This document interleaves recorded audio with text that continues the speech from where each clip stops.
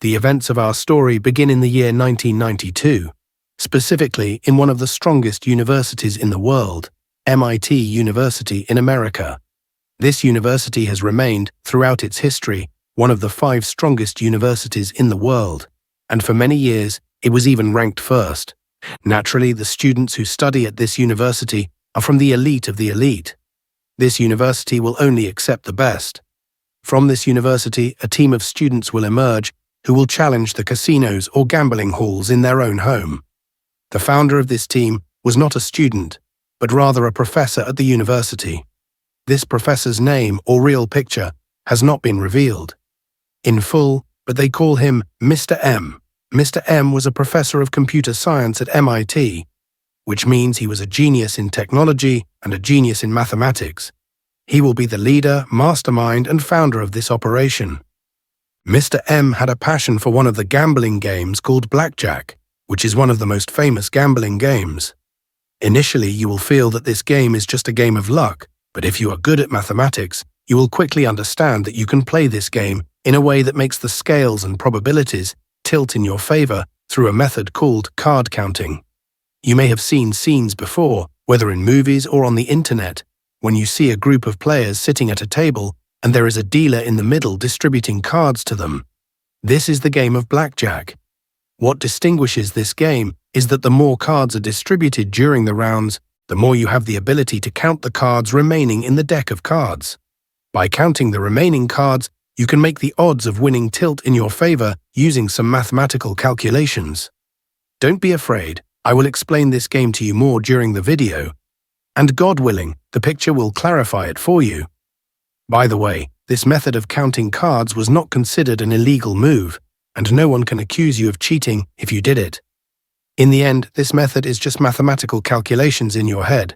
But of course, casinos have supervisors and security men who follow the games and players, and if they notice that someone is using the method of counting cards, they will immediately expel him from the casino. Let's ask you how they can notice this thing, and it is just mathematical calculations in the person's head. The answer will come to you later when we go into explaining the game in detail. But for now, let's go back to Mr. M. Mr. M was not the person who invented the method of counting cards in the game of Blackjack. Before him, there were people who used this method, and even a mathematician wrote an entire book about it. But Mr. M will put his own touch on this method and implement it in a better way than all those who came before him, because this time he will do it with a team whose members are all mathematical geniuses. Mr. M had a passion. He played blackjack and the way of counting cards and spent several years studying this method and experimenting with it and mastering it from A to Z. After he felt that he had completely mastered all aspects, he decided that the time had come for him to start forming his dream team in 1992. In that year, the gambling trade in America was at the peak of its prosperity, and new casinos were opening everywhere. Of course, the center and the biggest hotbed of corruption was Las Vegas, the city of gambling. So he felt that this was the right time for him to start forming his team. He would personally supervise the team members and train them by hand and make them into a team that was strong in all aspects. What excited him the most was that a new casino had opened in a place close to them from the university, so they could use it as a training ground before they went to the big casinos in Las Vegas. But before all of this, he needed people to help him establish the team, because this team would need management and would need capital because they would not be able to gamble and make money. If they don't have money to begin with, and it was estimated that they would need at least $500,000 to be able to make money that would be worth it, then they had to get investors. Mr. M sat with 2 of his close friends and discussed the matter with them. Their idea was that they would establish a real company, a company with management and an accountant, and that would pay taxes, so that they could establish an entity that would operate within the law in the end. What they would do, as we said, is not considered a violation of the law. If they established a company, everyone would be guaranteed their rights, even the players. Therefore, it would be easier for them to bring investors. It would be an organized company with management and would operate clearly. They actually established this company and registered it officially and called it Strategic Investment, which means strategic investment. This was the name of their company. The founding partners who registered in this company in the official papers were Mr. M and his friends Bill and John. These were the management, and in these official papers they wrote that the goal of the company is an application of mathematical analysis to win in the game of blackjack, meaning an official business from the end, announcing their goals and clarifying them, and as we said, what they did was not considered illegal. The presence of these three founders, who had a reputation in the scientific community and had friends and acquaintances, always attracted investments, and they were able to easily collect capital worth $500,000 or more in a short period. Of course, any profits they made had to be distributed in clear proportions to the management, investors, and players. According to their official papers, the profit percentages were distributed as shown in front of you. 45% for the management, 45% for the investors, and 10% for the players. Of course, some may see these percentages as unfair, especially since the players are the ones who will be in the line of fire, but the players will have salaries other than this profit percentage, which is 10%. Simple salaries, meaning they divided the profits in this way, and whoever wanted to join them, God bless them, and whoever did not want to trust, this was their way of thinking. Of course, their goal was to include students. And recruiting them as players, of course they will look for students who are smart in mathematics. And of course all the students in this university are smart in mathematics. But the second thing they needed was students who have courage and are able to focus even if there are many distractions around them, because when they are in the casino, there will be many distractions, chaos and disturbance, in addition to the pressure of playing and the focus required to do the mathematical calculations. In the midst of all these distractions, their brains must be working and focused and calculate these mathematical equations, and this requires a higher ability than just being smart in mathematics. The plan was for them to do like a general invitation to the students and take large quantities of them and start to filter these students and take the best among them.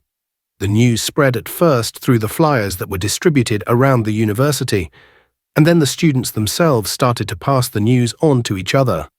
These students already knew about the method of counting cards, or at least heard about it, so as soon as they saw the advertisement or they heard about this news, this thing attracted them, and some of them liked the idea that they would make money in the end. These are students who do not have a source of income, so they always welcome anything that could make money, especially if it is something fun and an opportunity for them to use their intelligence and skills. About 40 students decided to attend the first meeting held by Mr. M in one of the classes.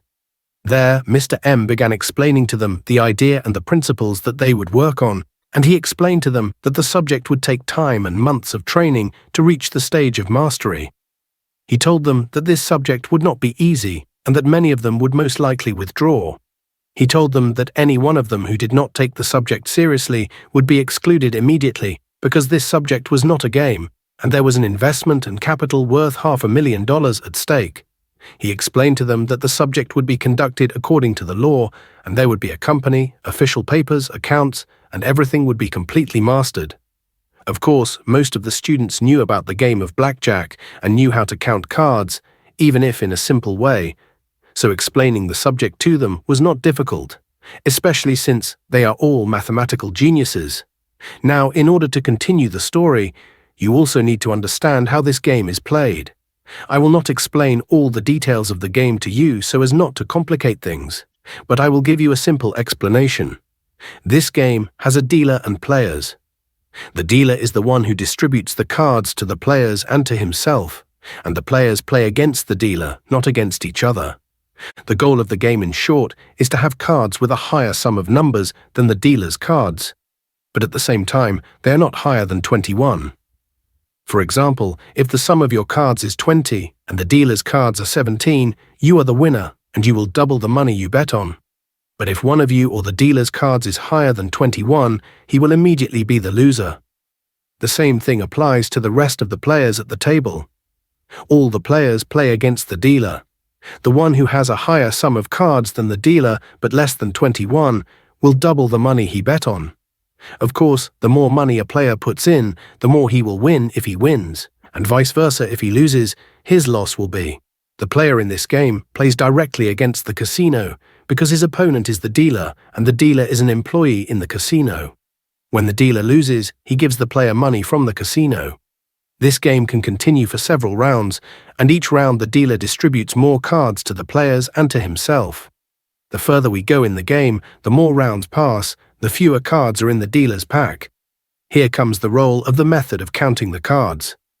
If you, as a player, calculate the total of the cards that were distributed and their categories, you will know the value of the cards remaining in the dealer's pack.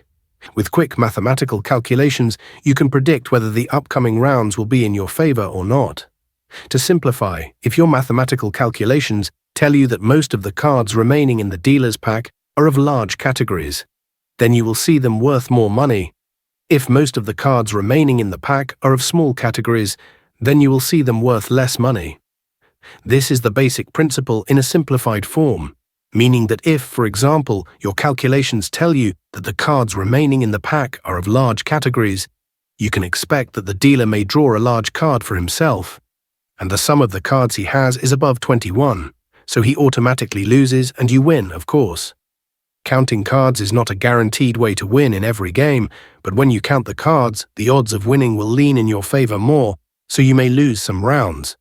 But because the odds are in your favor, it is assumed that at the end of the week or the end of the month, after you have played a large number of games and rounds, you should end up winning overall, a sweet win. This game is different from other gambling games because each round depends on the round before it. The more cards we draw from the pack, the better we can predict the upcoming rounds because we can predict the cards that remain in the pack. In Riyadh, we can make the odds of winning lean in our favor instead of it being just blind luck. This is a very simplified explanation of the game and the method of counting cards. The subject is more complicated and the game has more rules. But at least I want you to understand the basic principles so that you understand the story. And whoever wants to delve deeper into this aspect can search for himself. The important thing is that Mr. Explained to the students the method of counting cards in detail. And even some of the students, as we said, were indeed. They have heard of the method or learned a little about it. But of course none of them were as in-depth as Mr. started explaining to the students all the equations and tables that they had to memorize and apply.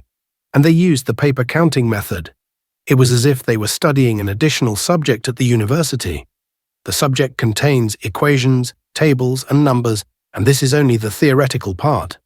On top of all this, there is the practical part. They must train to apply these methods and techniques. They must be able to count the papers and do all the mathematical equations automatically, without even thinking, especially under the pressure and disturbance that exists in casinos. Of course, in order to reach this stage, they need months of training. This is what Mr. M did with them. He had them train for long hours every day. The plan was that they would continue in this situation for a full 6 months, and after 6 months, there would be a practical exam, and it would be a tough exam. Mr. M literally treated the subject as if it were one of the most difficult subjects at the university, and this is the reason that made almost half of the students withdraw. They endured all this pressure, especially with the pressure of their real studies, but at the same time, there were students who were very enthusiastic about the subject from the beginning, and this is what made them innovate and learn quickly. But in reality, learning and applying the method of counting cards was not the most difficult part of the process. The most difficult part is that they work together as a team, because this is very essential to pass the casino security zone. It is true that what they are doing is not considered illegal, and casinos cannot even accuse them of cheating. But the security guards who monitor the games, if they notice that someone is using the method of counting cards, they will expel him immediately and ban him from entering the casino again. Dealing with casino security is actually the most difficult part. You know that casinos and gambling halls were originally the work of mafia gangs and organized crime. They were the ones who ran them. If they found people trying to cheat or trying to circumvent the rules, they would not only expel them, but they would also take them and beat them up, so that they would be an example and no one would pretend to do the same. But of course, later these casinos became official companies operating under the laws of the state, just like any other business. It is true that now they can no longer take people outside and beat them, but the thing that has not changed is the security force they have. Security men are spread everywhere inside these casinos, and they monitor everything, every game, and every table has surveillance cameras. If they suspect that you are doing something suspicious, they can monitor all your movements, and you may then be blacklisted and banned from entering this casino forever. They have detailed databases for every person who enters, with their picture, specifications, appearance, and name. But the question is, how can casino security detect people who use the card counting method? In the end, card counting is just mathematical calculations in the person's mind. He does not have a tool or something clear to cheat with, so how can they detect him? First of all, anyone who gambles with large amounts will attract the attention of security, especially if he starts to win.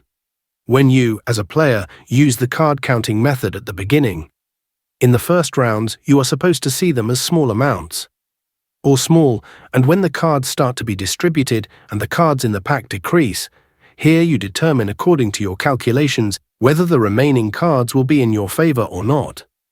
If the remaining cards are in your favor, you are supposed to start raising the amount of your bet in order to win more money. And when the remaining cards are not in your favor, you are supposed to reduce your bet. In order to win, you will keep raising and lowering your bet clearly between rounds. So causing this sudden and big change in the value of your bet, up and down, will attract attention to you, especially if you start to win when you place high bets. The casino security and the monitors that the casino has put in place, when they notice that someone is doing this move, they immediately know that he is counting the cards correctly and that he is not cheating.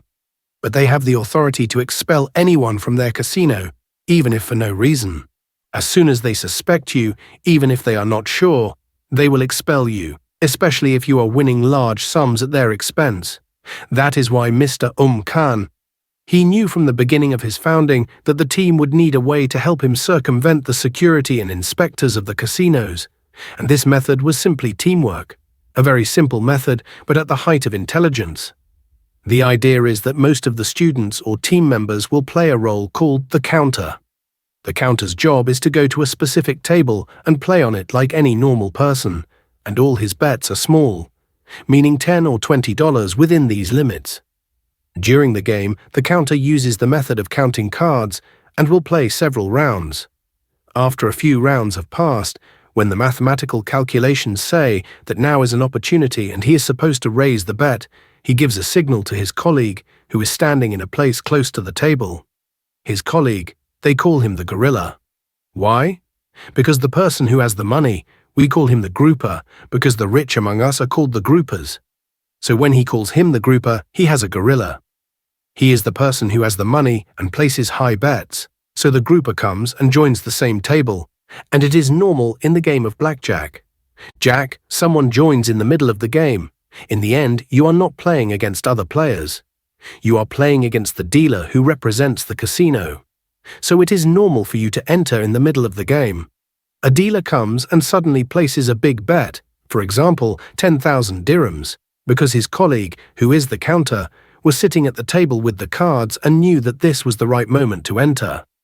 Here, the casino security will not be able to notice that there is a person counting the cards because the person who counts, who is the counter, has fixed and small bets.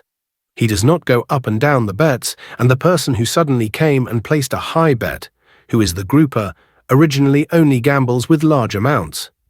Any table he sits at, his bets are always high. He puts money in the same thing. Here, the casino does not see that the grouper is counting, going up and down his bets. This is his nature. He gambles with large amounts, so it becomes much more difficult for the casino security and monitors to uncover the card counting that has happened. The students' mission was more complicated than just learning how to count the cards.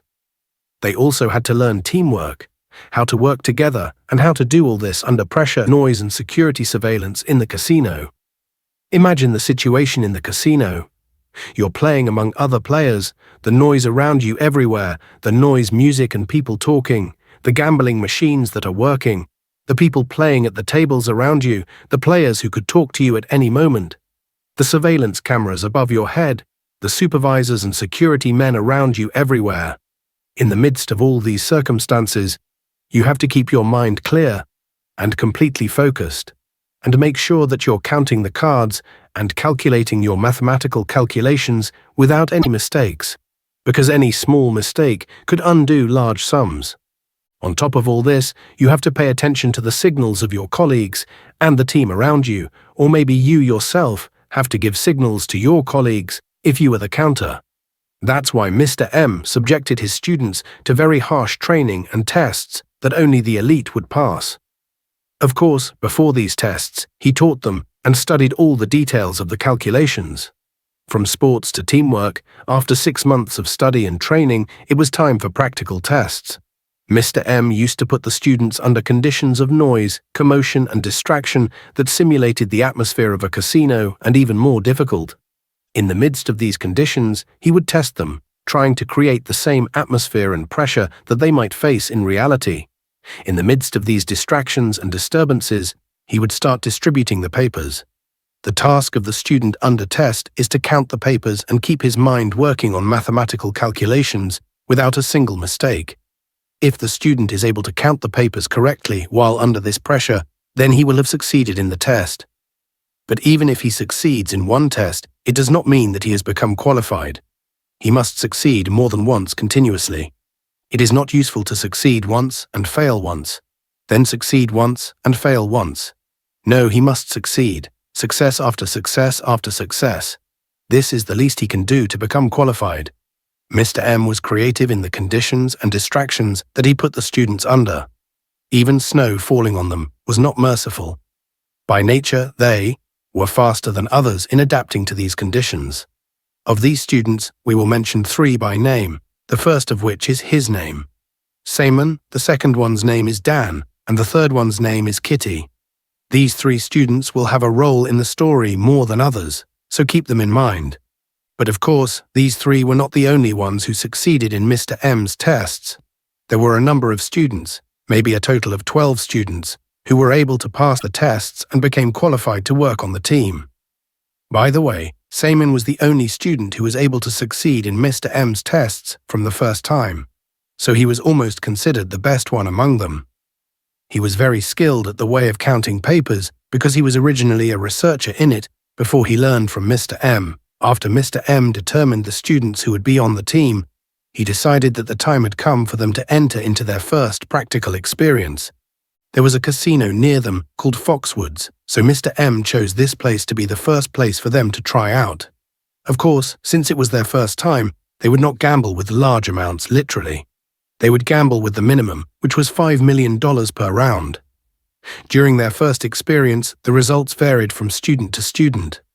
Some students won nice profits and students lost, but this loss was not caused by them playing wrong, because as I told you, the method of counting cards did not always guarantee a win. It guaranteed that the odds would be in your favor, but that does not mean that you will always win a game of odds. But since the odds are in your favor, it means that the mathematical laws say that you will win in the end. You may lose a few rounds or a few games, and you may lose for several days, or even several weeks, or even several months. But it is assumed that if you continue, you will start winning. The final result is assumed to be a win because the odds are generally in your favor when you use this method. This is what they call in mathematics the law of large numbers. On that day, which was the first practical day for the student team, some of them came out losing, but overall the team came out winning. A sweet win. They repeated this experiment and practical exercises more than once in the same casino. After Mr. M felt that the team was ready and the students were prepared, he decided that the time had come for them to attack the big targets, which of course were the Las Vegas casinos. There they would use their money. The truth is, the $500,000 that they were able to collect from investors in September 1992 was the first trip of the student team to Las Vegas. Simon, since he was one of the best students, Mr. M trusted him and gave him a large amount of money. He gave him approximately $150,000. This means that Simon would be the grouper player who bet large amounts. Simon had to keep this money in his hand all the time. He hid this money in his jacket. He would not put it in a bag or something that might be far from him. Simon's trip was delayed from the rest of the team members because preparing the money took longer than expected. The rest of the students preceded him to Las Vegas because they had reserved tickets in advance. Wasim was forced to wait until Mr. M was able to prepare the money in cash and then gave it to him. Mr. M always gave him the same warnings. Do not drink alcohol, focus on the game, and do not let anything distract you at all. He used to tell him that Las Vegas is a flashy city made for... People are distracted and enchanted, but you are going and you have a goal. So focus on your goal. Samian took the nearest plane to Las Vegas, and when he arrived, he was immediately amazed by the lights, the noise, the people and the world in it. He felt as if he had entered a different world, and all of this made him more excited about the adventure he would live in this place.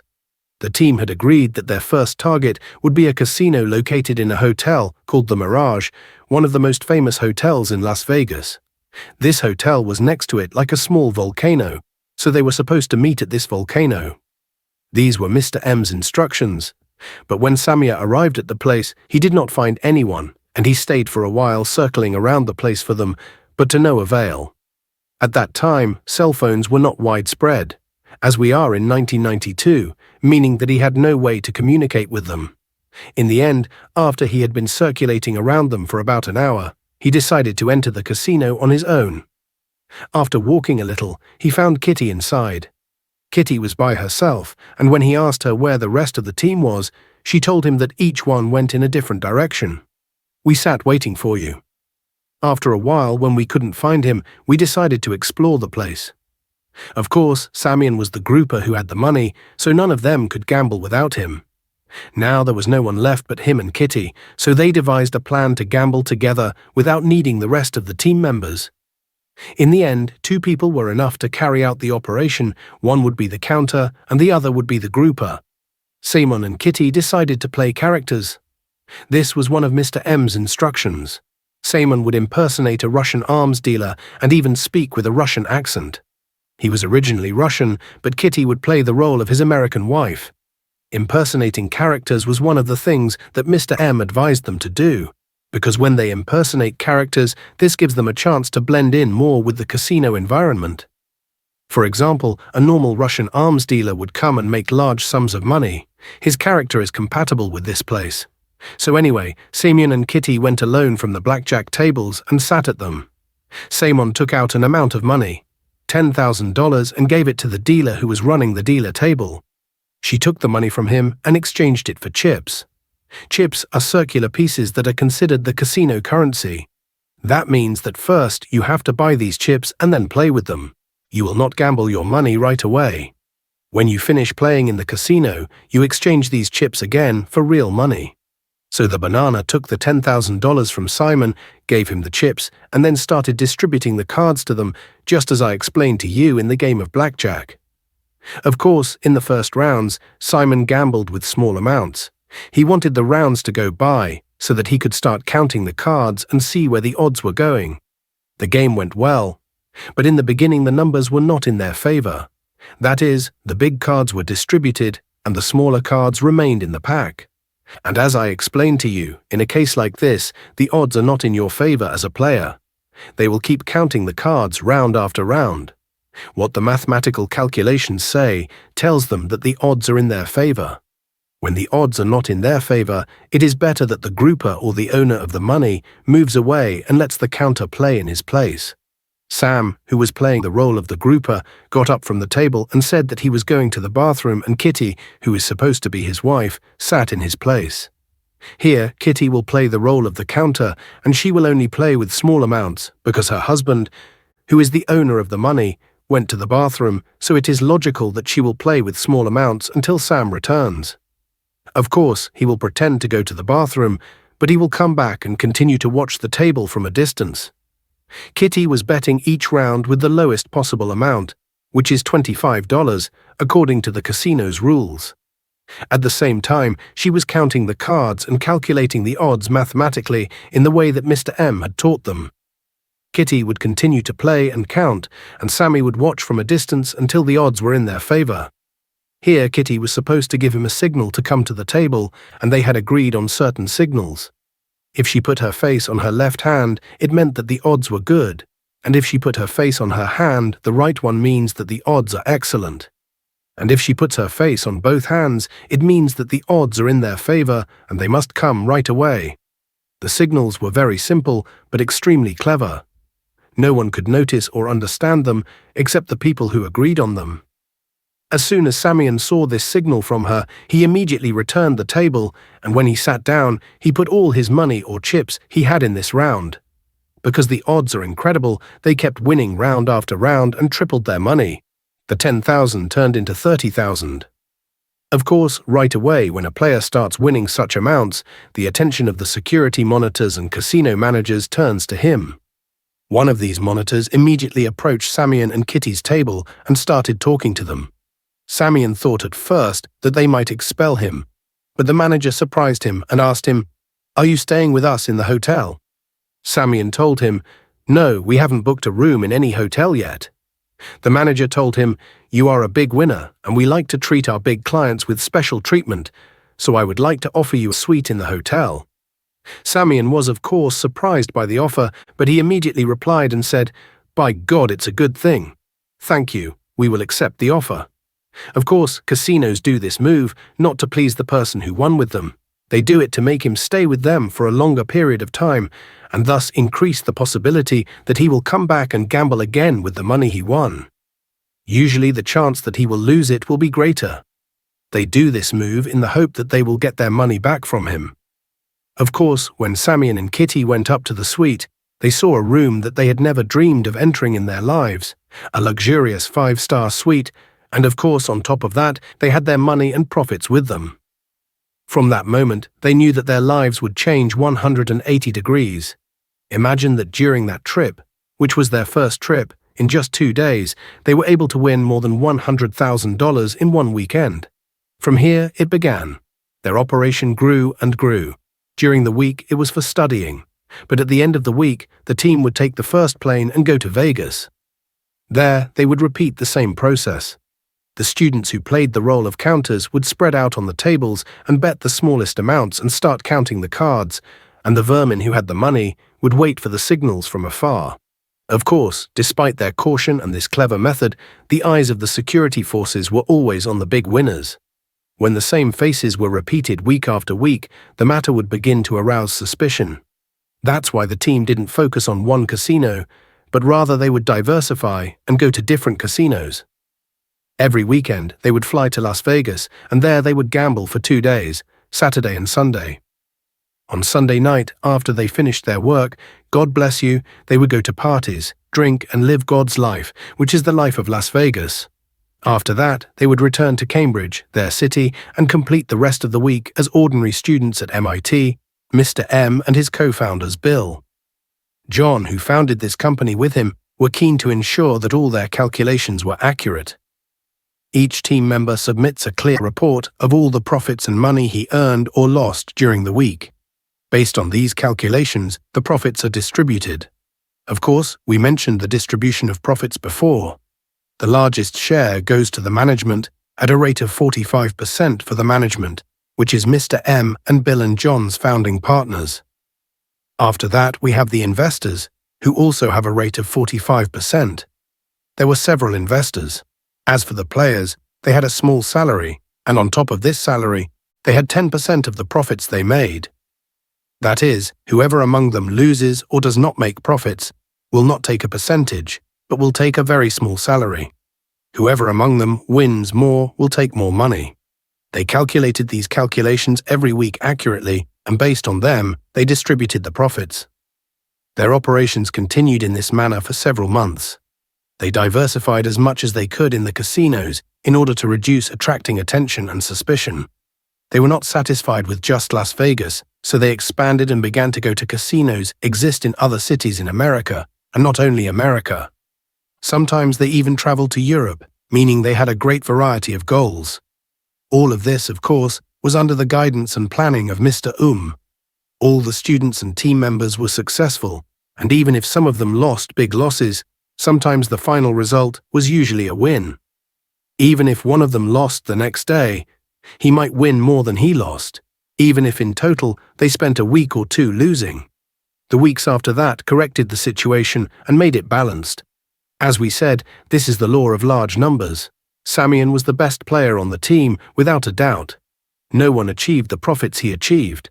Imagine that one time he won $75,000 in a single round. Not in a single game, not in a single round. His performance was fantastic. Of course, in order to achieve this performance, he needed to gamble with larger amounts than his colleagues, but his self-confidence was always in place. Within about 6 months, the team's profits in general approached $1 million. We are talking about a net profit, right? The students were not earning as much as the management and investors, but they were enjoying the situation they were in, living a life they had never dreamed of living, especially at their young ages.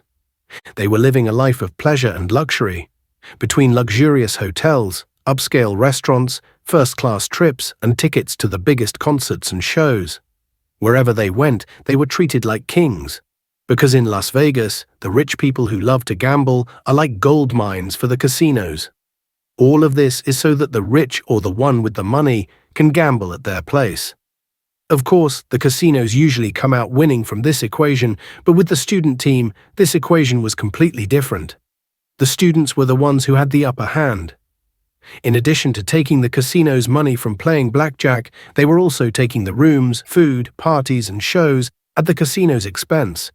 One of the crazy things that one of the student team did was that he was able to convince one of the hotels that have casinos that they were taking care of his wedding party. Imagine, it wasn't an ordinary hotel. It was Caesars Plus, one of the most luxurious and famous hotels in Las Vegas. So the students were living their lives during that period. During these months that were passing, Mr. M and his partners were training new groups of students. They weren't satisfied with the group they had. They wanted to expand the team more. In fact, the number of team members reached 20, then 30, and at its peak, their number reached about 40. Mr. M and his partners were treating this company as if it were a real business. Every time they succeeded, they tried to expand more. There were some internal problems that sometimes happened, especially with some students who didn't like the profit distribution percentages. Like we said, the students only get 10% of the profits, even though they are the ones who do most of the work. Some of them sometimes demanded that they raise their percentage, but Mr. M and the founders weren't interested. Whoever didn't like the situation could leave and even go and found their own team if they could. And the students, important people like Simon, Dan, and Kate, were taking nice amounts of money because they were making nice profits. As we said, each student takes 10% of the profits he brings, so each one takes according to his work. The team was working with high efficiency, and the total profits exceeded $1 million, which of course at that time was worth more than today's value, meaning that at today's value it could almost reach $2.5 million, a respectable amount. The most important thing is that they were doing everything according to the law. Even if we caught them, they wouldn't be imprisoned. The worst thing that could happen to them is that they would be banned from entering the casino that we caught them in. Unfortunately for them, the casino security actually started to notice, even though the team was always diversifying the casinos they targeted, but the security teams and surveillance teams present in these casinos were very difficult at a very high level.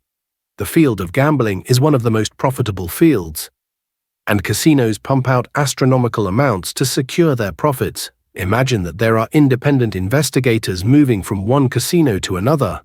The casino is there to monitor suspicious players, especially those who win large profits repeatedly and continuously. These investigators create complete files on these players and distribute them to various casinos. The student team members noticed a certain person who was always following them, and his face was repeated in more than one casino. He was a man with grey hair. At first, they thought he was just a security manager or an ordinary supervisor, but when they noticed that he was present in more than one casino, they knew that this was not an ordinary person. Indeed, this person's name was Andy Anderson. He was an investigator specializing in casino security and worked for himself. That is, he did not work for a specific casino.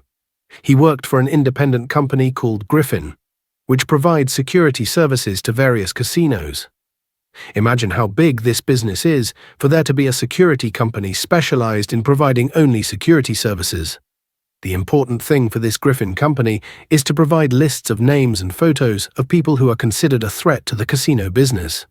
The mission of investigators like Andy Anderson is to catch cheaters and people who try to cheat. Casinos, this man or this investigator was the first person to notice the movements of the MIT student team. and began to follow them from casino to casino and analyze their actions to understand how they carry out their operations.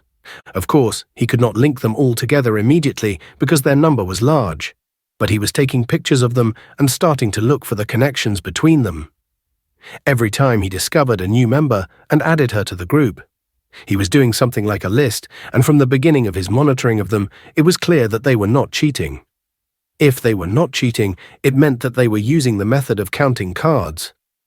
He spent more than 2 months monitoring them and reviewing the security camera recordings to understand their work. Not much time passed until he understood everything and understood the role of the counters and the role of the sharks and how they give signals to each other.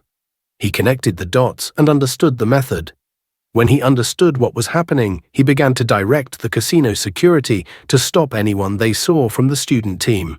The security men were interrupting him while they were in the middle of the game. The character of Samio, which the Russian arms dealer was playing, was exposed. So when the security men interrupted him, he tried to tell them that he was not doing anything, and when they insisted, he told them, "Okay, I will take my money and leave." But despite that, they did not allow him to leave. You say it is gang work. Of course, the casinos, as I told you, started out as gang work, and even though they turned into companies and institutions that operate under the law, they did not lose this gang character.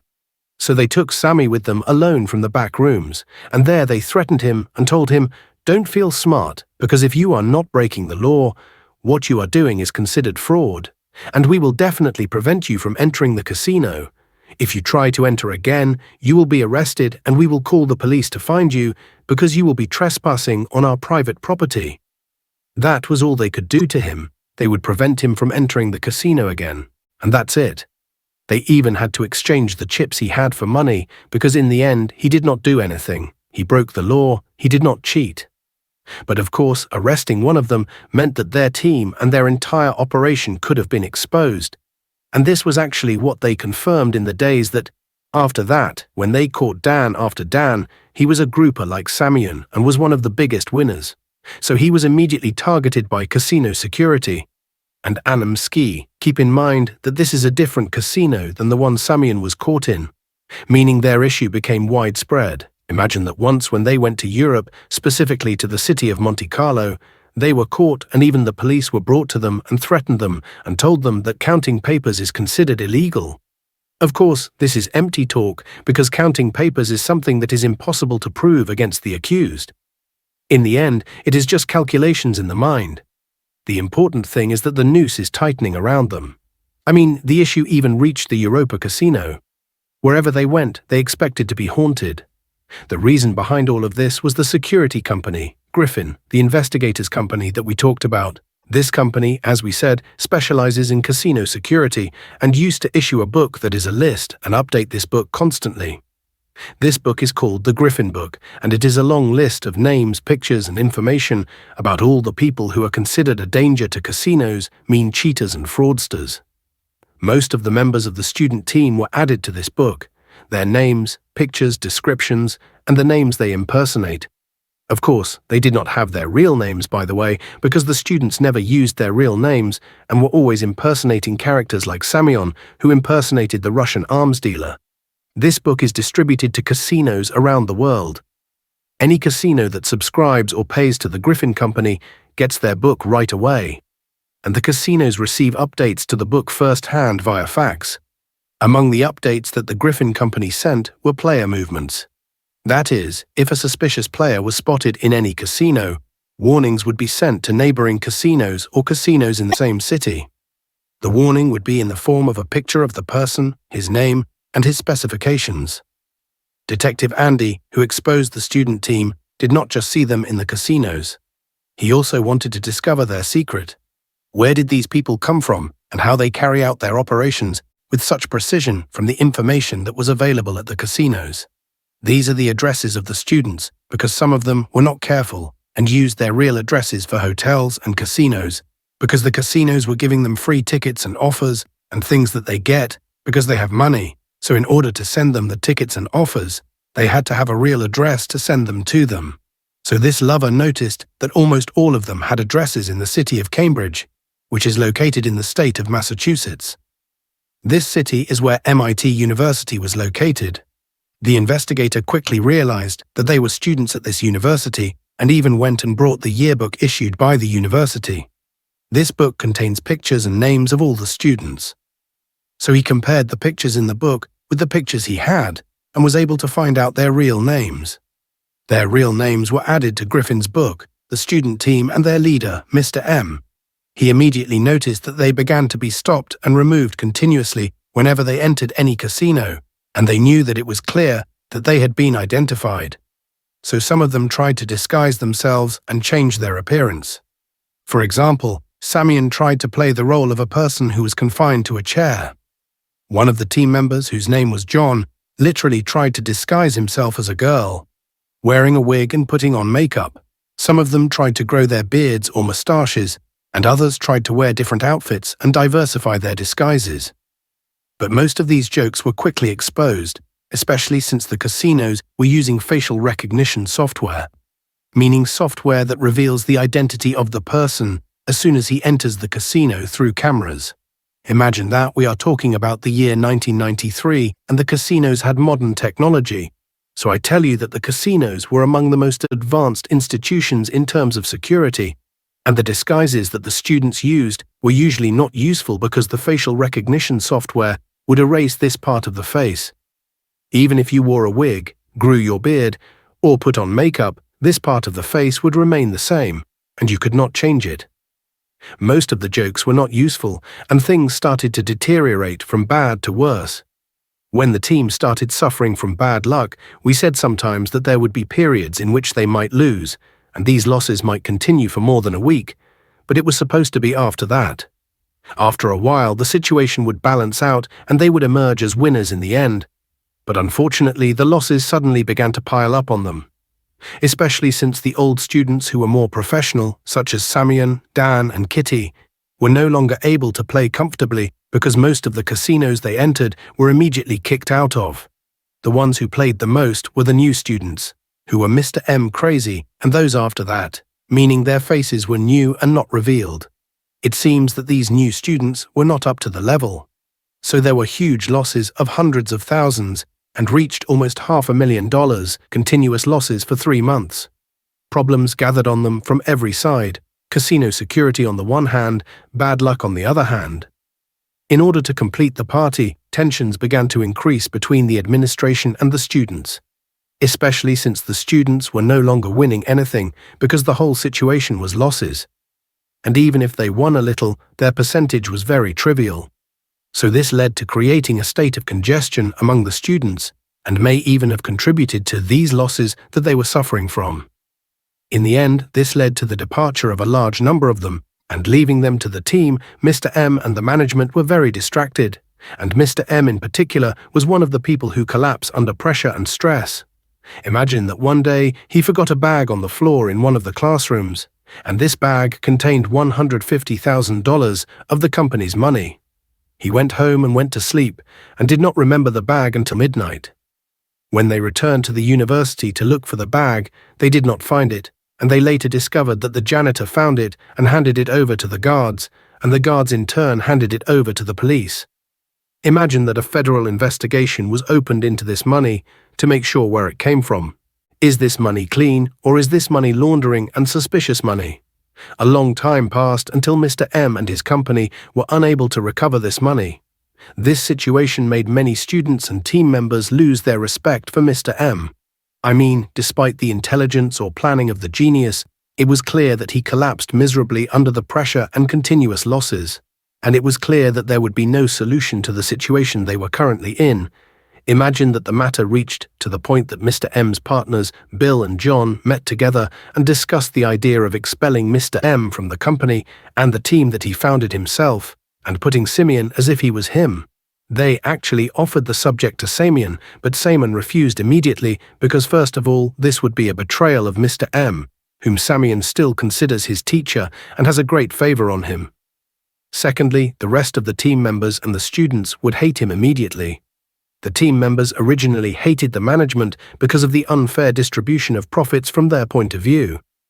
As for Samian, this team and its management in particular were like a sinking ship, and now they wanted him to be its captain. It was clear that if he accepted this offer, the situation would turn against him. The logical thing was for him to refuse. The best option was in reality for him to establish a new team under a new company. But out of respect for Mr. M, he decided not to do this until this company collapsed or ended. Indeed, not much time passed until Mr. M himself told his partners that he had decided. He withdrew from the company and that he could no longer manage it. After Mr. M left, his partners withdrew and the management was dissolved. So naturally, 193 means that the company continued for about a year and a half.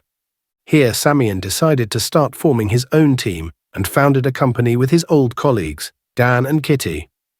Of course, they learned from the mistakes of Mr. M and his friends. The most important mistake was the unfair distribution of profits.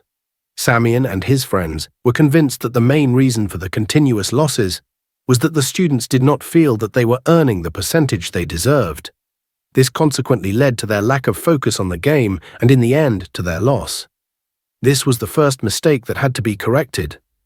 Of course, they took the good things they learned from Mr. M, most notably that they open a company and make the matter organized.